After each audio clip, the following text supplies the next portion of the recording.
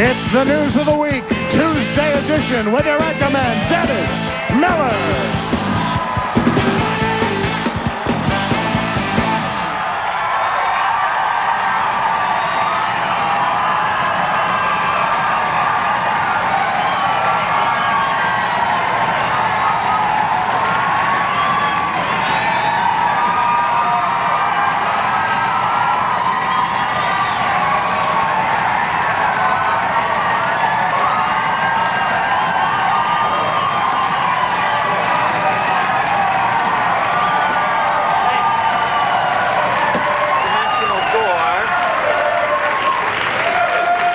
Drop my pencil, and I stumble onto a dimensional door between this studio and hell. Good evening, and what can I tell you? At the White House this week, Prime Minister John Major and wife Norma looked on good-naturedly as Dan Quayle showed them his tree fort. Broadway was a buzz this week with the announcement of the new cast for Edward Albee's Who's Afraid of Virginia Woolf? You ever get your winky caught in your zipper? Ouch!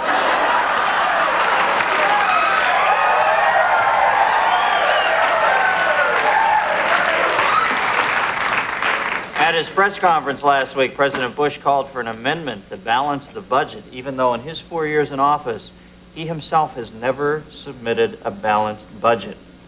As my shrink would say, can't you hear his painful cry for help? Former Secretary of State James Baker dropped everything this week and became an ice cream man. Said the gutsy Politico, I just couldn't take another day of lying, cheating, and stealing. Richard Nixon and Boris Yeltsin met this week, and no one, but no one, gave a rat's ass.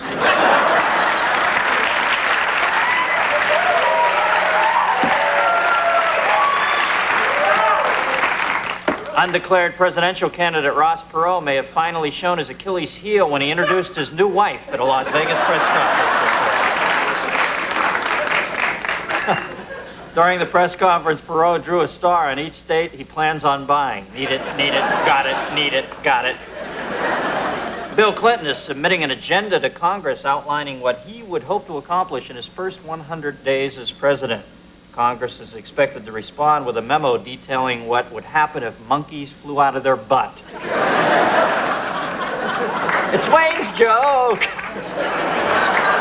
And the Dalai Lama visited Rio de Janeiro this week. You know, the sad thing is Cher wore that same outfit to the Oscars this year. And Jordan's King Hussein tried hard, but he simply could not resist the full, soft lips of PLO Chairman Yasser Arafat. Soldier looked out over a city in the Middle East this week and thought, geez, look at all the stuff we still have to bomb. Oops, sorry, lady, wrong house. Zora Leonard, 74, is a member of a group of senior citizens who work 4 hours a week volunteering at a soapbox derby track. Here we see Zora as she becomes the first person to win a soapbox derby race while having her left turn signal on throughout the entire race.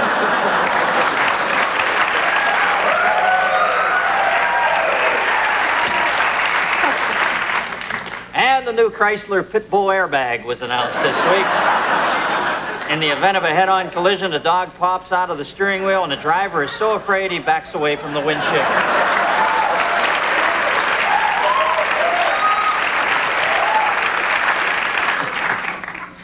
A rare display for fans of Heine Ball this week. A two Heine view as a player vaults and tags the Heine of a sliding opponent. Heine Ball, catch the drift. Monica Seles won the French Open last weekend. She beat Steffi Graf, at one point taunting the magnificent German by serving balls straight into the air and then catching them in her mouth. Looks like hard times have hit Herb Albert and the Tijuana Brass. Here we see the once fabled horn section reduced to the sophomoric spectacle of a... Well, you get the joke. Okay. And...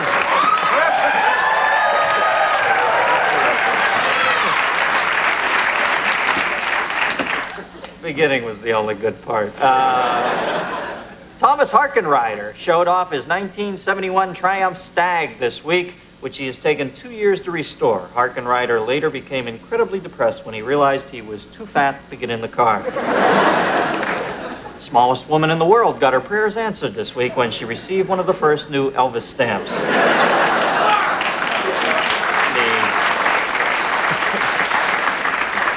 The woman who travels with the two-ring circus in New Mexico lives in a house made out of a broken dustbuster and travels in a coffee cup.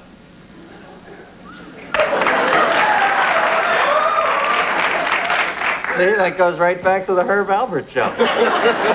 To the beginning, get the hell out. Don't look back. Like Jim Brown in The Dirty Dozen.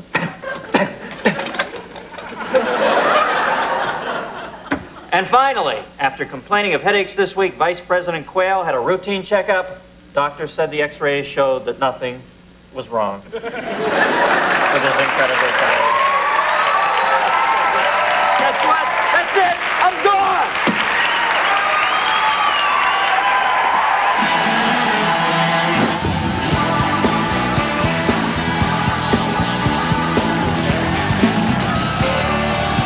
From Los Angeles, live on tape, it's the Dennis Miller Show. Tonight, Ali MacGraw. From Sister Act, Kathy Najimy. Comedian Mark Pitta.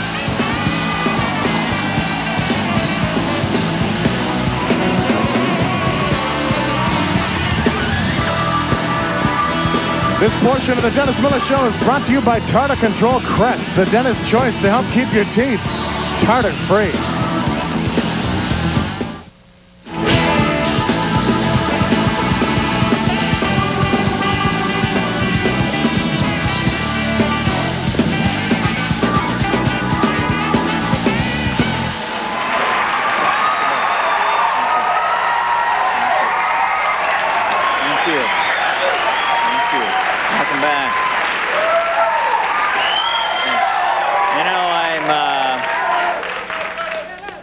I'm sick tonight, so if I go away mentally, you'll know I am so whacked on NyQuil that you might have to come in and...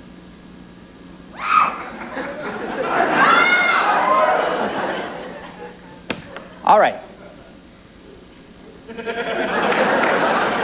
Didn't think it would come this soon after my pronouncement, did you?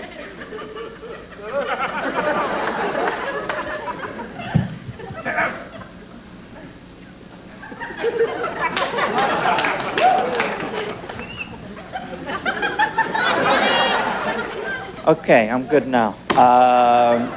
Going to college can be one of the most rewarding and stimulating experiences in a person's... No.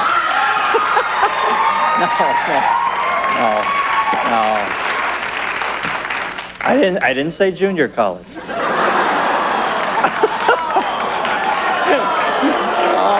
sorry. Oh, you lost him. Sorry, Nick. I put the JUCO kick in. All right. It can be one of the most stimulating experiences in a person's life. Or it can be a blurred memory followed by a jail term of undetermined length. And so tonight, we present for you the case for and the case against going to college. The case for going to college, it will develop the higher skills needed in today's job market. Against, Bush is president. There are no jobs. The case for,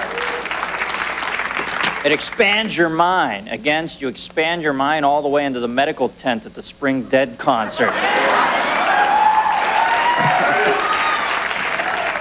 The case for, dorm life. Against, dorm life is a contradiction in terms. The case for, it gives you an opportunity to meet people from a broad array of backgrounds. Against, you immediately join a fraternity where you act and dress exactly like 52 other idiots.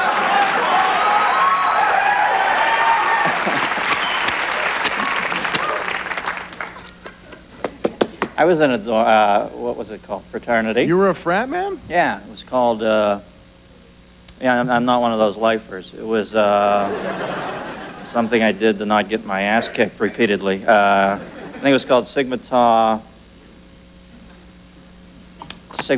Denny. I forget what it was called, but I was the president. You're kidding.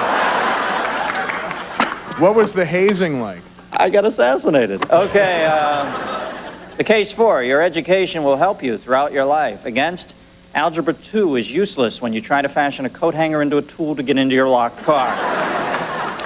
Case 4, after you graduate, you're virtually guaranteed a high-paying job. Against, much to your chagrin, the market for philosophers with minors in poetry is in a slump right now. The case 4, you get to live with a roommate. Against, your roommate is Onan, the god of self-abuse.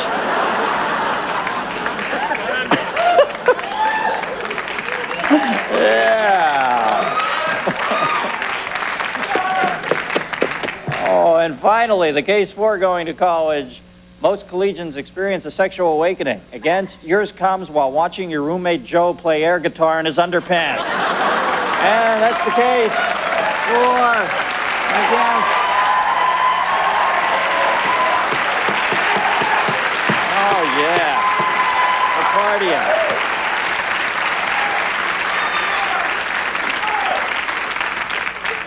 We are rocking. Where are you crazy kids from? The Harrod experiment or what? You're from Boston. What? Yeah. All right, a lot of cities. Oh, fun. Everybody's getting on board. We're on the geography train. All right, this isn't Boston. Settle down. Okay.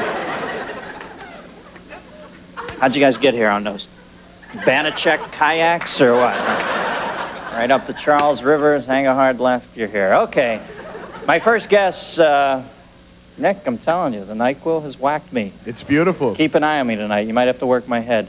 Okay, my first guess, big breakthrough movie was Love Story, for which she won an Oscar nomination. Just last year, she penned a national bestseller, Moving Pictures. And tonight she is here to talk about the Mkomazi Project. You know what that is? Mkomazi. Evidently you don't. And she's brought some special friends with her to help explain the plight of the African bush. He's president there, too. Please welcome Ali MacGraw, folks.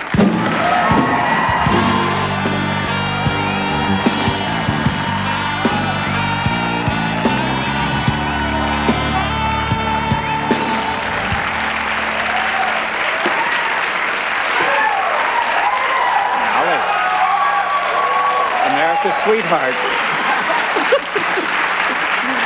You know, love means never having to say Mkomazi. That's not necessarily true tonight. It means tonight. the antithesis. Tell me about this. And I know a little, but explain to the people what you're doing down there in northern Tanzania. I wish I were in northern Tanzania, but I have friends whom you're going to meet later tonight who are doing a huge 2 million acre game reserve called the Mkomazi in northern Tanzania. I think it's a kind of a fitting night to talk about this since we seem to be the country that doesn't appear to care about endangered species. Yeah, that seems to be, which is incredible to me. But I'm just a friend of some people, a couple, Kim Ellis and Tony Fitzjohn, who have inherited the George Adamson Trust. He of Born Free notoriety. And it's so extraordinary when you see two people who are really pulling off this enormous possibility that animals like rhino and elephants and cheetah and wild dogs are not going to be extinct. And so many times we give money and you say, where does it go? And it sits on the border of some country. And these two people are doers. Yeah, they're extraordinary. And so I'm here because I wanted to bring them here. Yeah, but where did it stand before they got involved? Was the reserve falling apart, or? Yeah, the reserve was falling apart. In fact, as I understand it, because Tony Fitzjohn and Kim Ellis with him worked for years with George Adamson in Kenya, where it is not so easy to get the kind of enthusiasm and protection, border protection for a game reserve. So after the murder of George Adamson, Tony was offered this huge tract of empty land where all these great creatures will want to live and will want to, breed other little elephants. Yeah, sure. And it's very exciting to me because I see they've been doing this for several years, and I had met Tony when I went to do a documentary about lions some years ago, and to see in a video and in the letters that they write that from nothing, there is now a camp, and there are herds of wild animals, you know, of the sort that really will be extinct unless we take that responsibility. And since it doesn't seem to be a government priority, it's got to be our priority. Yeah, not only does it doesn't seem, I think we should get off that waiting for the dough, and it's just not going to happen, you know? Yeah. Individuals have to take it into their own hands because the government's not going to do it. It was no more blatantly pointed out than this week at the Unbelievable. And in Rio. So let's quit living in dreamland. Yeah. It's us or nothing. Well, we'll be right back. We're going to meet Kim Ellis, Tony Fitzjohn, right after this commercial. Oh, Jeremiah is here, too, and he's not a bullfrog. Right after this, folks.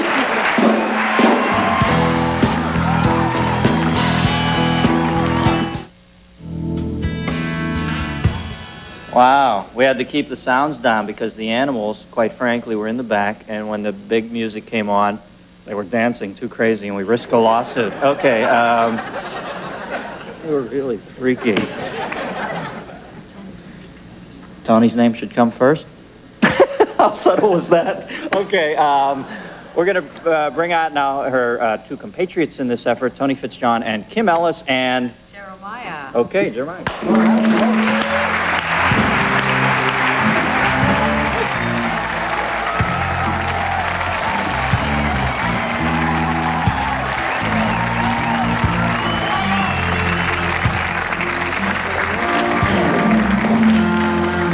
Hi, Jeremiah. Great. See, even wild creatures dig avion. Wow, what is that little noise he's making? That's his... He's a little bit nervous, like all of Aw, us. how cute. That's his little Ali MacGraw.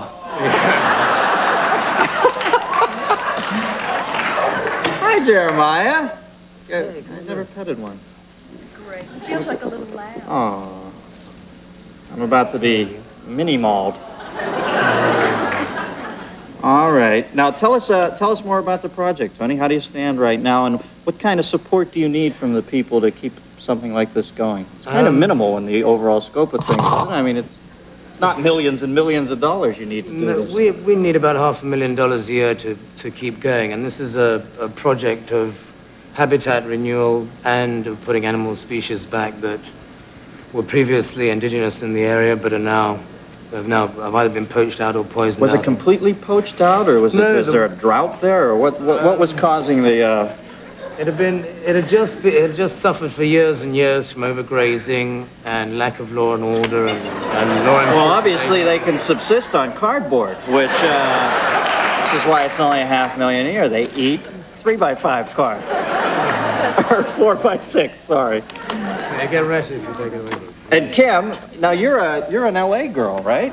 I am. Yeah, but you live down there all the time now, right? Full time. Yeah. For 8 years. Now can you hear her? Is the mic on her? You were just a little girl when you saw Born Free and got...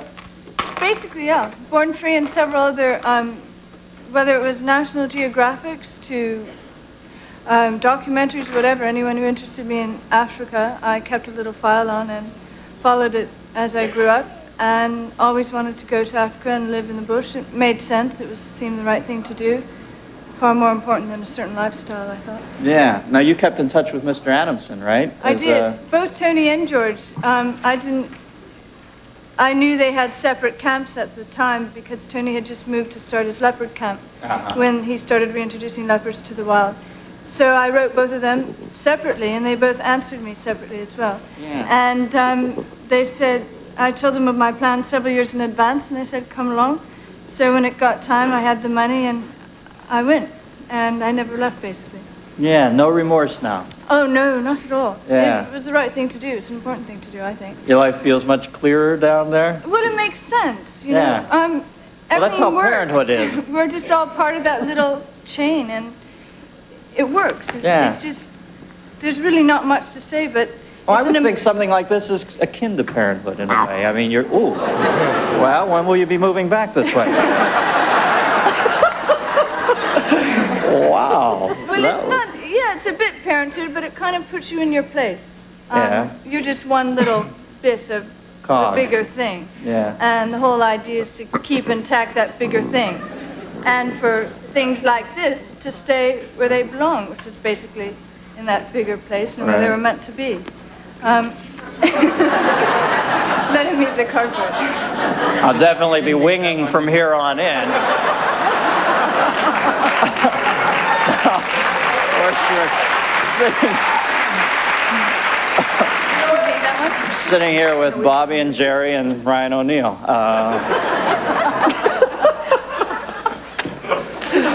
Now, what would your overall message be to the people of America about Africa, Tony, if you could say one thing? Why is it important that we take care of it? Is it akin to what she just said about makes you understand your place in the world? If we take care of these animals, we in some way take care of ourselves. Do you believe that to be true? Africa, like all the other great parts of the world that are more or less untouched, is unique. There's tremendous support from government to save their habitats and to save their wildlife. We share this planet with them. But they're all desperately poor nations. Africa is too big to ignore. Sadly, the hardest part of what we do is to have to leave the bush and come out here fundraising. But how often do you have to do that a year? It's like the gods must be crazy. You have to come back here to this madness, I guess. I feel a bit like Crocodile Dundee sometimes. How many times do you do that? Once a year? Once a year we have to come out. Yeah. Sometimes twice.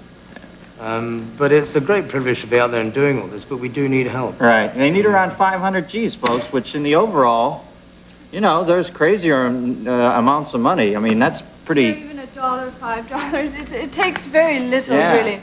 I mean, it's about 2 million acres, but there's a whole ecosystem north of us, and we're all united, and altogether it's about 12 million acres. And it is huge, but it's...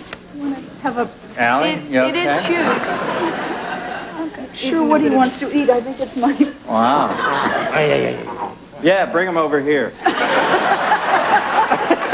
Let's get him in the proximity of my jowls. All right, you want to give the number, little guy? We haven't, right, 800 number. It's right here. It's the Muka. This is Mark Pitta's card now. He's a young stand-up comic with a dream. I need his card. You have a career in a 2 million acre home. Let us get ours, all right? Oh, look, the bottle. Oh, yeah, they're always suckers for the nipple. You love your nipple, don't you? Oh, look at him holding it. That's great. Don't take it away. See, there's a big money in puncture-proof bottles. The Mkomazi Project, 1-800-777-0042. I'm going to give you that again. 1-800-777-0042. And thank you for not having an 800 number that's like 1-800-LION growl or something, you know. Oh. Boy, I just did Carson take number 302, huh? All right. We'll be right back with Mark Pitta. This Jeremiah. Oh, you do? Oh, great. To add to your collection. Beautiful. It's a great one. But, you know, I'm in training bras now. Okay, it's the Mkomazi Project. Thank you, Kim Ellis, Ali MacGraw, and Tony Fitzjohn, Jeremiah. We'll be right back with Mark Pitta right after this.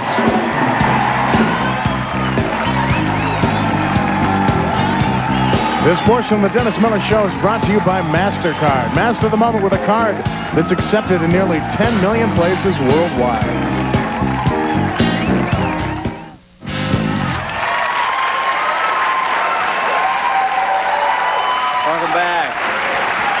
I want you to know, people, I was right on the line there, folks. At any moment, this could have happened to me.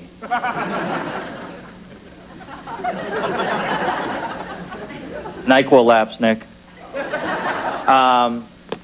Felt like Siegfried and Roy there. You looked like them, too. Think Roy got screwed in the name department? It's Siegfried and... That's right. Okay, my next guest... stand-up comedian who hosts Totally Hidden Video on Fox. Yes. What is that, the Rob Lowe Show? Oh, that's the oldest joke in the world. Okay. I know, that's so lame. Where did I went way back into the feudal ages for that joke, Nick. What happened to me there? It's the NyQuil. I like this, though. It's Give me a little Tommy Lasorda, man. Say what? little quick Tommy Lasorda. Come on, Dennis. Let's get back in this ball game, or else I'm gonna have to go for the southpaw. Son of a pup, get your head in this thing. All right, I'm renewed. Please welcome Mark Pitta, folks. Mark!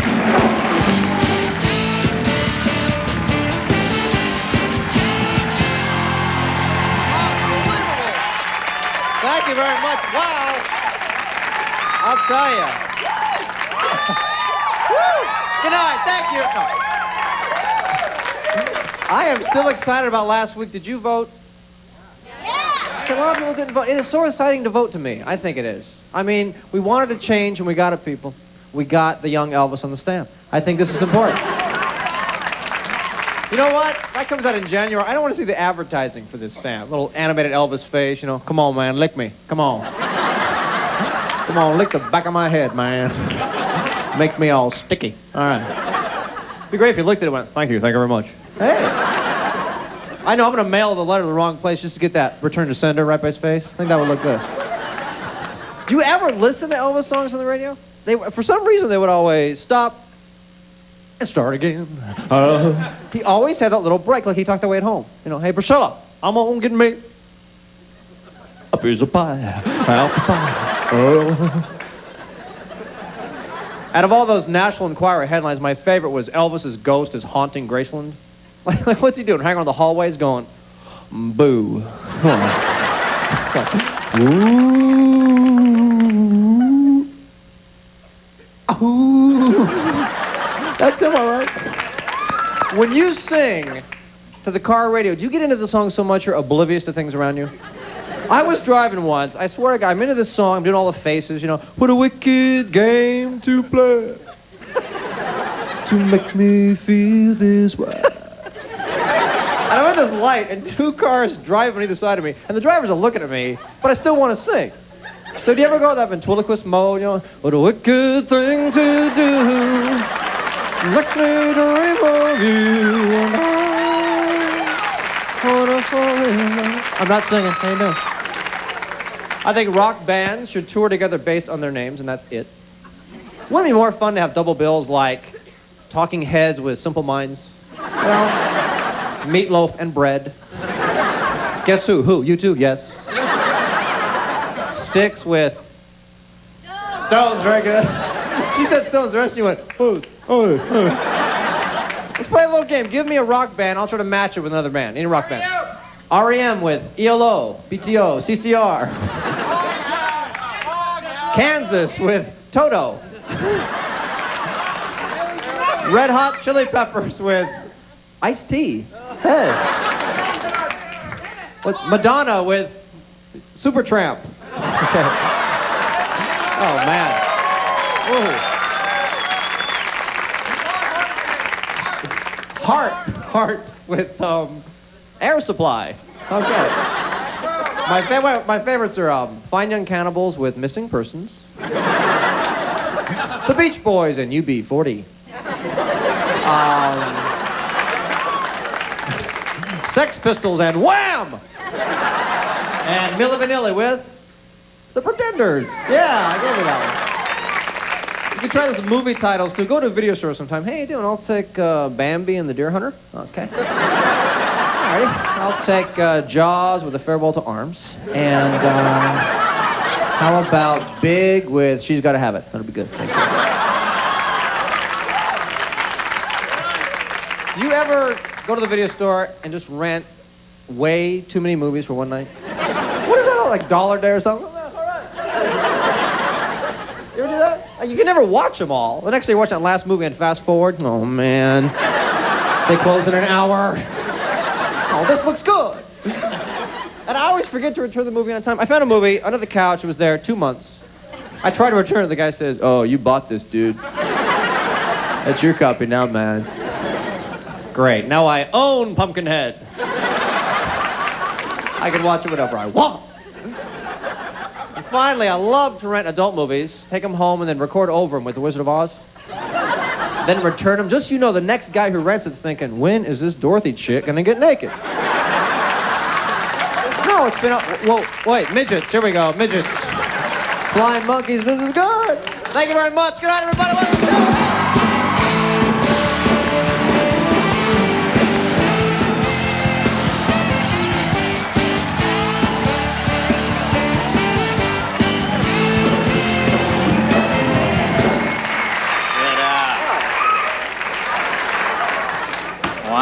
Watch it, man. You might get lion stuff. Oh, man, I got a little cold, too. So. Yeah. Hey, now, what's your show? What's the status of your show here? Totally hidden. Ooh, we're on. I hosted for 2 years. Thank you.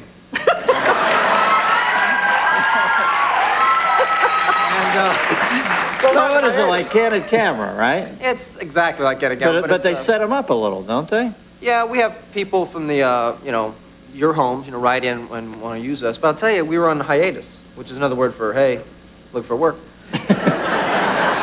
And they don't tell you, the people at Fox don't tell you if you're picked up or you're not. They don't like to be the bad guy or the good guy. They just won't tell you. So I'm looking for signs if we're going to get picked up because it's June.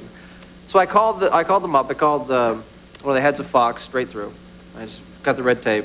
I said, can I talk to him? She goes, he's in a meeting. I said, I saw the player. He's shooting hoops, right? And I said, well, tell him I'm going to be on the Dennis Miller Show. Should I plug the new season of Hidden Video?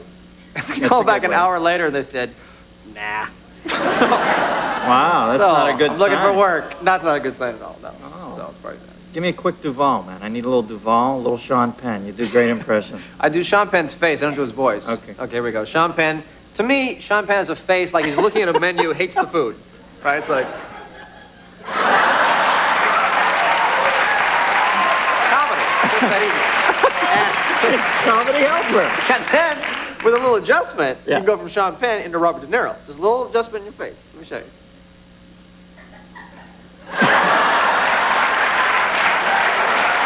Now, Duvall, no one likes the Duvall. No one gets Duvall. Give me some Duvall. The Colony family will be outcast, Sonny. The old man's political protection will run from cover. So you get it. Yeah. Now what's the deal? I was reading this in Sports Illustrated. Mark McGuire, you're like his... I'm the guru. Yeah, man. It sounded like you were his Yoda or something. You're the reason he's hitting 20... What's he at, 21 this year? 21 now. And he hit about 22 all last year. Right. Well, anyway, he's a friend of mine, and he was interviewed for Sports Illustrated. They called me, and they interviewed me. And I come up like, if you have a problem with your average, call me, and I'll help you. I'll make you laugh and forget your troubles. Yeah, but it did sound like you were... But I saw him last week, and I had him sign it to you. So Oh, that's nice. Dennis, how many more home runs do I have to hit to get on your show? Lot, Mark, lot. Okay, No, come on anytime. Mark Pitta, great shot, man. We'll be right back with Kathy Najimy right after this.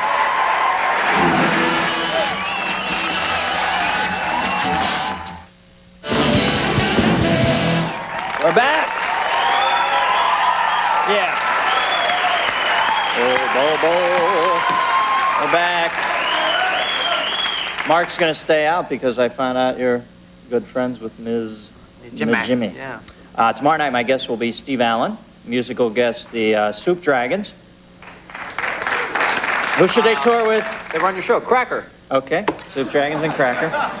And LA Clippers coach Larry Brown. Tonight, I'm pleased to introduce to America a German expressionist pantomime team that one of the hottest acts in Europe today. Wolfgang Muhm and Angel Schontz have performed for the royal family and will soon be seen at the White House. They were supposed to be on yesterday, but one of them took sick. I believe it was Schontz. They say that they're fine today, raring to go. Please welcome Muhm and Schontz.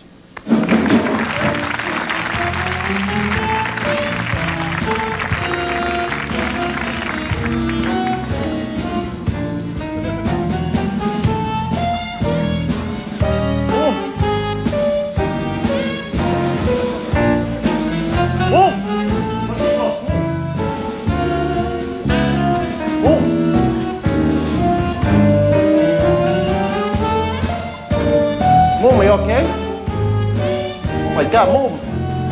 Stop the music, stop. Stop the music, can't you see the man's ass? Move, are you okay? Move, stop the music, the man. Then Herr Mueller, call someone, this man is hurt. Oh, close the thing, close the guns. Move, are you okay? Move, call the 90210 number. He's sick. Close the guns, for God's sake, it's not a joke.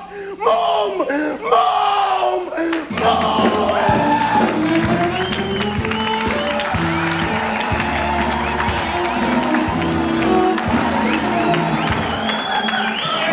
Hey. You're very good. I've lost complete control of the show. I just found the act unique in that I've never seen that much hair in that part of a human's body. Some fertile crescent of the Tigris and Euphrates rivers, where life, as we know it, von Däniken feels. Okay, sorry. My next guest is an actress who's getting raves for her performance in Sister Act, the Whoopi film. Please welcome Kathy Najimy. Oh, Kathy.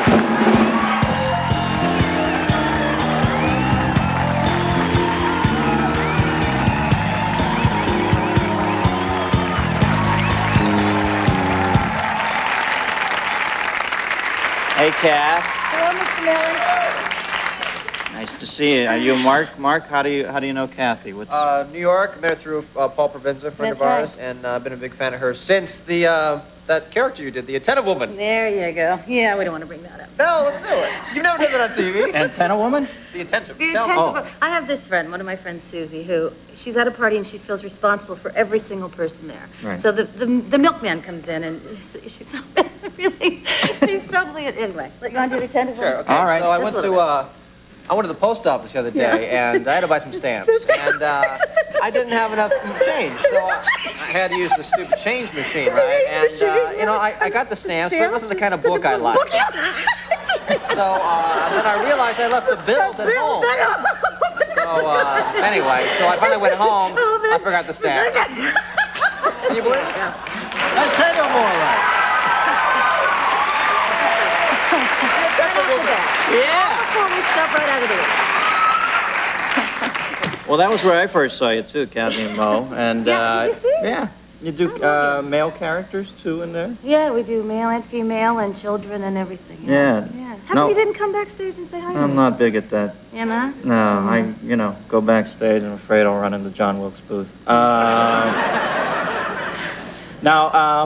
what you're doing Sisters Act now? Where's Mo?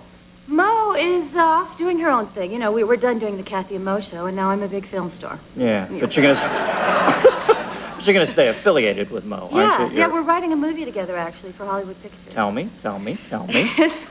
It's called Bus Plunge. Bus Plunge. Yeah. It's about a group of people. This sounds like a high concept premise here. Actually, it sounds like it, but it's really not. Okay. We just used it. Because the producer called us up one day after it was like 6 months overdue. Right. And said, have you started? And we said, yeah.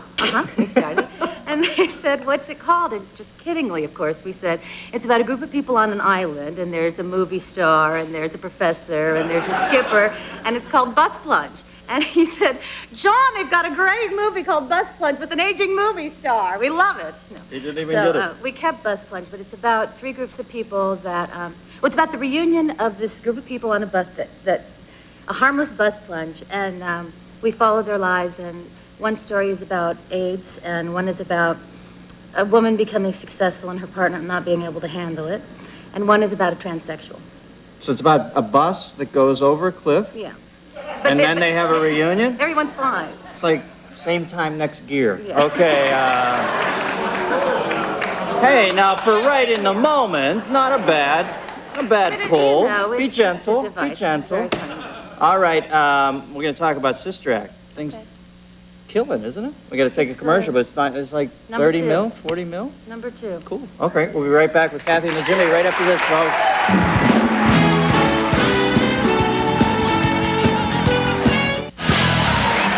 Back, folks. Welcome back. We're here with Kathy Najimy and Mark Pitta, who's on me like Rupert Pupkin. What are you doing here, Ben? All right. Now, Sister Mary Patrick, your character in Sister Act is like relentlessly upbeat, isn't she? Is she sort of like the she's actually attentive gal? A little bit derivative of the attentive woman and Mary Hart, who's the host of Entertainment. Mary Hart, I love that story that she sends somebody into, you've heard that her voice causes somebody to have petite seizures. God love her. She loves everyone. Wow, Tesh does that to me.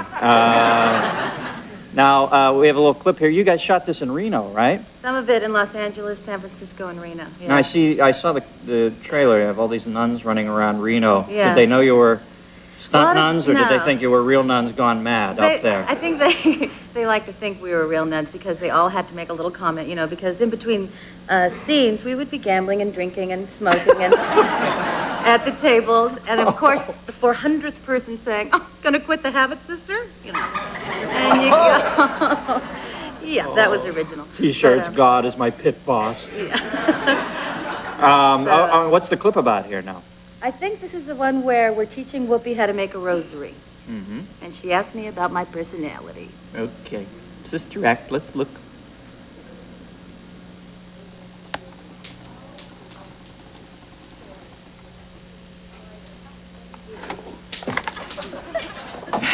I'm not gonna get this. This is a little too complicated for me. Don't you worry. You'll get the hang of it. I'll help you. Thank you. Are you always this cheerful? Am I? All right, I am. I know it. I can't help it. I've always been upbeat, optimistic, perky. Even as a child, my mother used to say, that girl is pure sunshine. She'll either grow up to be a nun or a stewardess. Coffee? You're funny. You're funny. I don't know why nuns did that when I was young. I never understood that. It kept me from getting close to them because they had that weird, secular Gumby head cut out thing, and the extra space there. What went on in there? It's sort of like a CD box. I never knew why they needed. Why do you need all that space? Just have the CD. What do you have there? What's in the bag, dear? Well, I did this at a talk show last week, and I gave the host this present, and I didn't want you to be jealous or hurt. Who? You did another talk show? Yeah. What gives, baby? It doesn't matter because I gave Jay Leno this J-Pez with his head on it. Uh-huh. You got a whole Dennis Miller body. Oh, Isn't that wow. great? Where did you get that? Huh? Look at that. Huh? And you do this. Wow. I look like Franklin Jello on ecstasy or something. Little loafers. Carrying glitter. This is so cute. Has the little AIDS recognition. Little Oh, my friend well, that's Kat Dragon nice. made that for me to get to you. Who did? Her name is Kat Dragon. She's an artist. Hey, Kat, cool. Oh, and it says I'm out of here on the little sheet of paper. Huh? Gotta love it. Yeah. Here's a pencil. Kat, I use a number 2. This is a number 1 pencil. It's easy. And I was trying to think of videos like you said. those are my legs. That's thin, huh? And hairless. Okay. Well, thank you. That's so sweet of you. I appreciate that. But I'm a little weird. I'm sorry. Kathy and I are talking. Sorry. Yeah, it's okay. You guys do your own show. Go ahead. I'm going to have the doll pervert itself on. Eyes of Laura Mars and Blind Fury. The Eyes of Laura Mars and Blind Fury. How about Pumpkinhead with Lawnmower Man? Yeah, maybe. Oh, Guys. Dennis is here. Okay, we're back. We're with Dennis. We're with. All right. Kathy Najimy, the film is Sister Act. This is the cutest thing. I appreciate that. Pitta, you brought me nothing. I want you. I'm Sports Illustrated. Signed Sports Illustrated. Save those Wonder Bread wrappers, kids. I'm going to turn you into a great Christmas wreath project next week. I'm the good kid. All right. We'll be right back after this. Thanks, Kathy. Appreciate it. This portion of the Dennis Miller Show is brought to you by Hyundai, makers of the Excel, Scoop, Sonata, and the brand new Elantra, Babs.